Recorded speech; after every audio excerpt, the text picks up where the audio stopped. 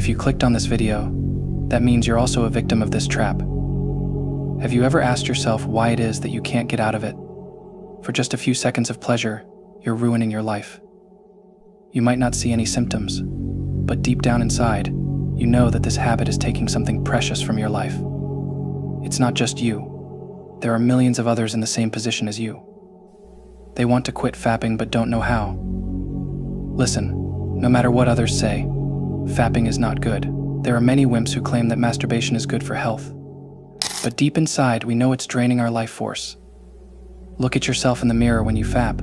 If you don't feel shame and disappointment, I can bet that you're not a man. So, what should you do? Sit back comfortably, because I'm about to share with you the 5 ultimate rules to say goodbye to fapping forever.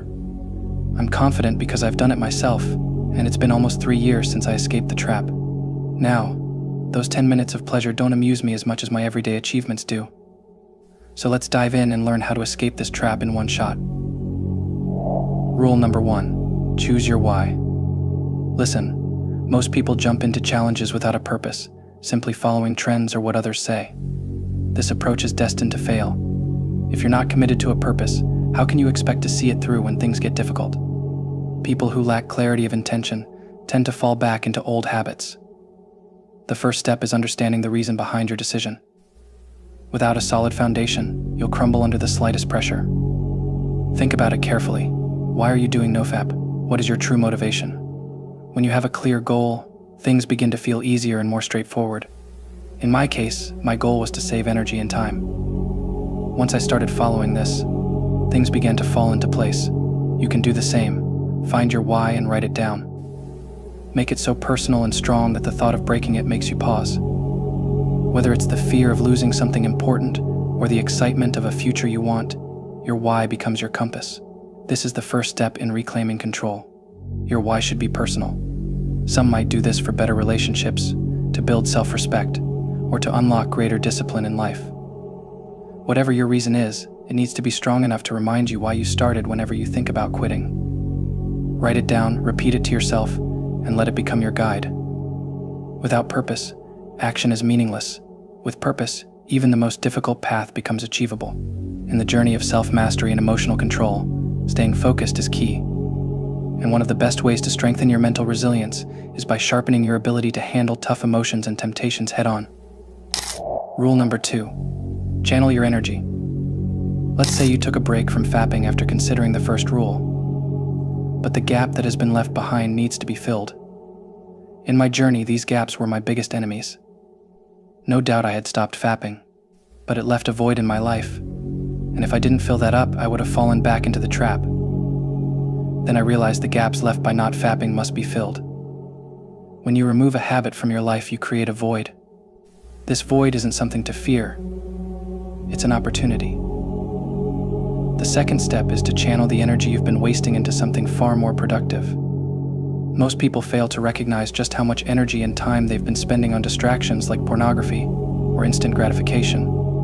When you stop, that energy doesn't simply vanish. It's there, waiting to be redirected.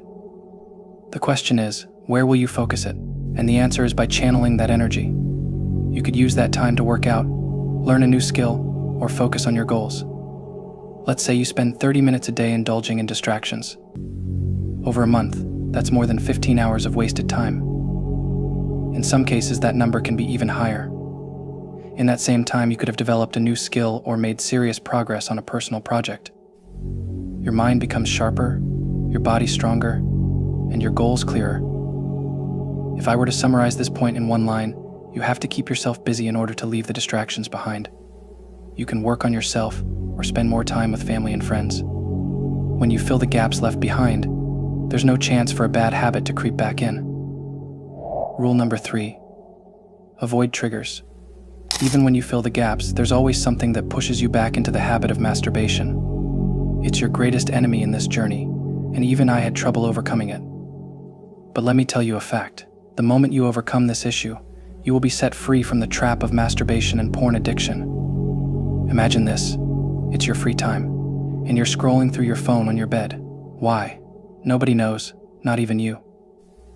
Deep down, you know you're not looking for something informative, but for trash nudity. And guess what?